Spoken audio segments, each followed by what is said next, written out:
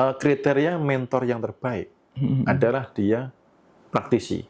Dia Praktisi. menghasilkan dari itu. Yes, Entah praktisi. dari sisi spiritual, entah dari sisi bisnis. Kalau ketemu itu udah. Nah, mentor itu dia harus yang selalu duduk bersama.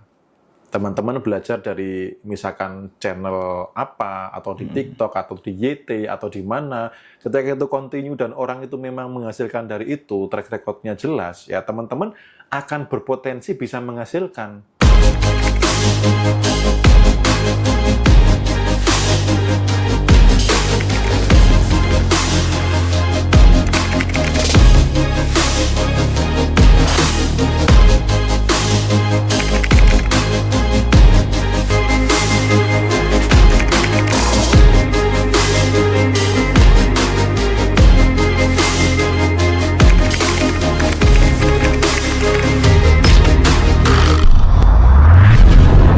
Gimana caranya ketemu mentor bisnis yang tepat gitu lah intinya.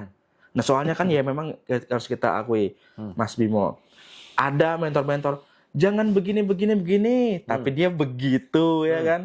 Jangan nyeritain orang, tapi dia nyeritain orang. Jangan ngomongin kemiskinan, tapi dia nyeritain kemiskinan. Jadi kalau istilahnya bilangnya jual ludah gitu ya. Nah ini kalau menurut Mas Bimo sendiri, mentor yang bagus untuk kita pilih itu mentor yang seperti apa, Mas Bimo? Oke, jadi kehidupannya harus seimbang. Jadi ketika saya memutuskan untuk punya mentor atau cari mentor, itu adalah dari dua sisi. Satu dari sisi bisnis ada, dari sisi spiritual ada. Ini harus seimbang. Teman-teman tidak bisa hanya belajar kesadaran tok, hanya belajar vibrasi tok, lalu berharap bisnisnya langsung lancar gitu loh.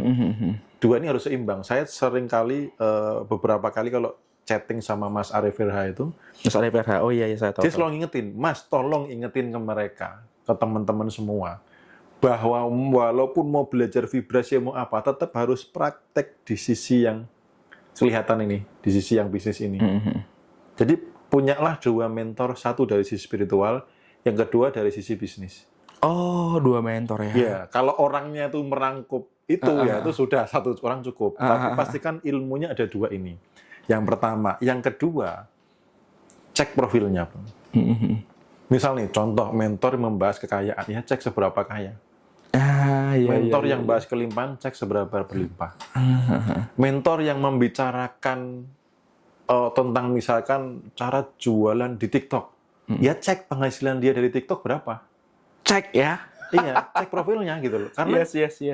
Gini, ada banyak orang yang kadang terlalu mudah untuk terkagum-kagum sebuah informasi. Akhirnya dia dapat ilmu dari orang yang hanya membagikan ilmu. Entah dari baca buku, entah dari ikut pelatihan, ilmunya yang dibagikan, ilmu dibagikan ilmu. Dia bukan praktisi, dia bukan ahli di bidang itu, dan dia bukan menghasilkan dari itu.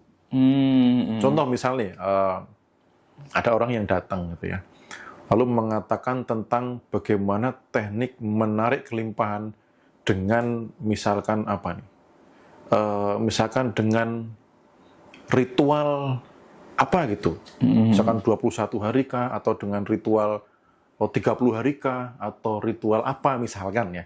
Nah, entah ritual apapun. Yang perlu tak cek pertama kali apa? Apa tuh, Mas? Dia seberapa kaya dulu. Jangan sampai ketika datang, ini nih ada ritual cara menarik kekayaan, bla bla. Tapi dia sendiri. Saya kira. Enggak di situ. Bukan berarti kita tidak menghargai ilmu orang ya. Iya, teman-teman benar. jangan sampai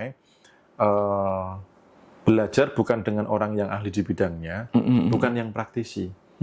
Dan hati-hati juga mendengarkan nasihat orang yang bukan ahli di bidangnya. Dulu waktu saya mau terjun di bidang online, bro, banyak orang yang tidak setuju. Hati-hati, online itu barangnya nggak bisa dipegang, rawan tipuan, bla bla bla gitu ya. Yang nasihatin siapa, bro?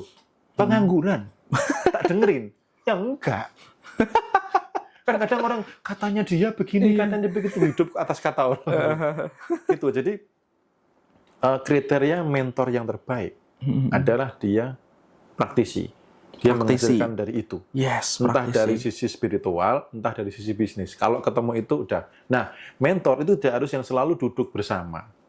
teman-teman belajar dari misalkan channel apa, atau di TikTok, atau di YT, atau di mana, ketika itu continue dan orang itu memang menghasilkan dari itu, track record-nya jelas, ya teman-teman akan berpotensi bisa menghasilkan. Tapi kalau hanya transfer ilmu dia sendiri nggak dapat, ya teman-teman nanti hanya akan dapat ilmu gitu loh. Oh, cara narik kelimpahan begini. Oh, cara menarik hoki begini. Oh, cara menarik uang dengan ajaib begini. Tapi cek orangnya melakukan itu enggak, menghasilkan enggak gitu. Ya kalau enggak masa ya mau percaya sih bro gitu loh. Iya benar. Sementara di sisi lain ini banyak praktisi yang menghasilkan gitu. Jadi kalau perjalanan saya belajar kenapa di 1 tahun terakhir, tahun keempat tuh cepat, karena aku belajar dari praktisi bro. Dari praktisi yang menghasilkan. Ketika aku mau dapat 1 miliar, apa yang tak lakukan? Belajar dari miliarder. Belajar dari miliarder. Kalau aku mau dapat 1 miliar, belajar dari jutawan, nyampe nggak bro? Ya nggak nyampe lah. Berarti kalau mau jadi triliuner belajar, mau dapat 1 triliun belajar dari triliuner ya. Jangan jadi dari miliarder, nggak dapat ya.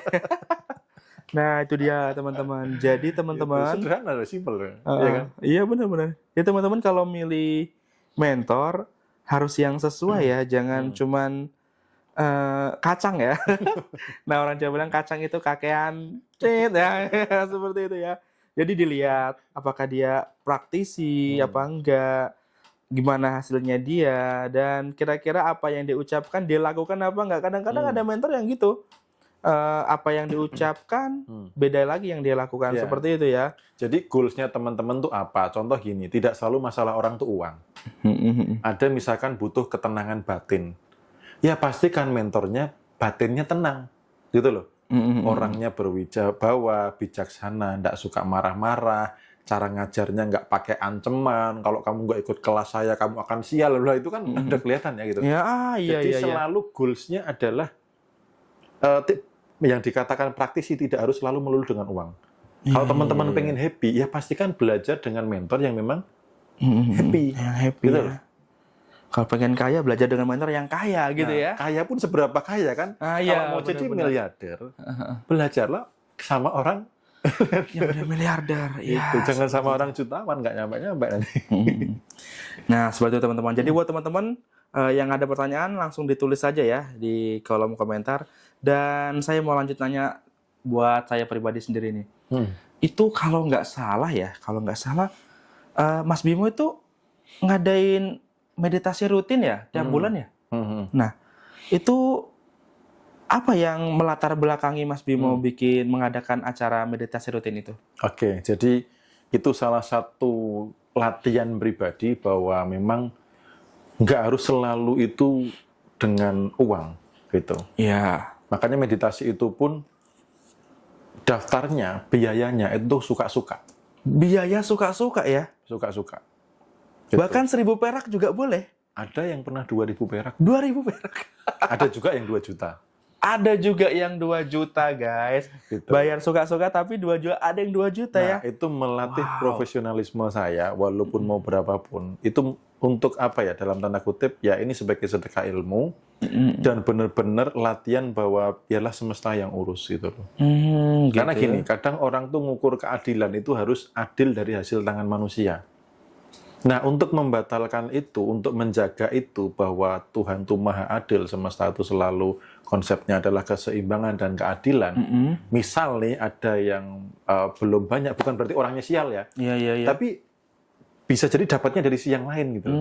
Gitu ya. Gitu, dan seberapapun yang itu masuk, itu tetap tidak akan mempengaruhi profesionalisme. Karena yang biasanya ngelihat admin, aku nggak pernah ngelihat berapa yang masuk. Jadi pertama adalah pengen berbagi yang tidak harus diukur dengan uang tertentu. Ada yang untuk angka tertentu ada, tapi itu sebagai kenapa sih harus ada uang tertentu ya, budget apa biaya suka-suka itu? Karena harus ada pertukaran energi, bro. Jadi hukum energi itu harus ada pertukaran. Iya. Gitu. Ya. Beberapa kali kayak kemarin pas mendalami energi dan aku pernah ngalami ketika waktu itu konsultasi. Jadi habis kelas siapapun mau konsultasi tak open ya. Badanku jebol. Wah, nggak kuat. Sakit, napas pendek, batuk nggak sembuh-sembuh. Karena apa? Nggak ada pertukaran energi.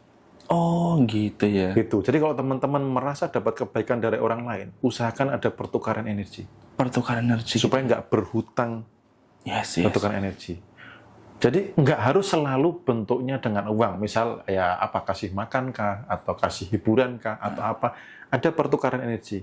Iya, Disiplin. benar. Jadi jangan sampai nanti senengnya digratisin terus, senengnya dapat terus. Tapi aku kok belum pernah ngasih ya. Iya. Ini harus ada, pertukaran energi harus selalu ada. Makanya teman-teman ketika yang mau ikut meditasi itu ngelatih pertukaran energi. Berapapun itu bebas. Yang penting pada saat melakukan itu merasa vibrasinya berkelimpahan. Ya, gitu ya. Wah, ini luar biasa banget sih. Dan itu salah satu cara untuk menjaga supaya teman-teman vibrasinya stabil di kelimpahan. Memang seharusnya sih sesering mungkin. Tapi kan kalau sesering mungkin kan waktuku yang tidak ada. Ya paling nggak sebulan sekali lah, merefresh, merecharge energi, merecharge di vibrasi kelimpahan, ngingetin apa yang kurang disarankan, apa yang sering dilakukan, bagaimana menjaga, dan ketika energi itu kolektif, kesadaran itu kolektif, dampaknya luar biasa. Kesadaran kolektif, dampaknya luar biasa. Tadi yang teman kita yang datang ke sini tadi, kan mau testimoni sebenarnya. Oh iya. Habis ikut meditasi yang kemarin, rezekinya benar-benar luar biasa. Luar biasa ya. Nggak tahu nanti kalau besok datang ke Jogja mau nggak testimoni, menyampaikan langsung gitu ya. Karena tadi sama aku pun juga belum banyak yang disampaikan gitu. Tapi pengen menyampaikan langsung. Nah, jadi meditasi itu buat menjaga teman-teman supaya apa? Berada di kesadaran kelimpahan, nggak turun gitu loh, bro. Iya. Gitu. Dan ya anggaplah kalau teman-teman anggap ya anggaplah saya sebagai mentor yang membersamai tiap bulan lah minimal. Iya, tiap bulan. Sebulan sekali ngingetin, yuk stop mengeluh, vibrasinya berkelimpahan, merasa berlimpah, emosi-emosi yang tidak memberdayakan dilepaskan, nggak usah dijaga, nggak usah dipertahankan, dan seterusnya. Dan di situ kan bisa diskusi tanya jawab juga. Iya, bagus sekali. Kayak gitu.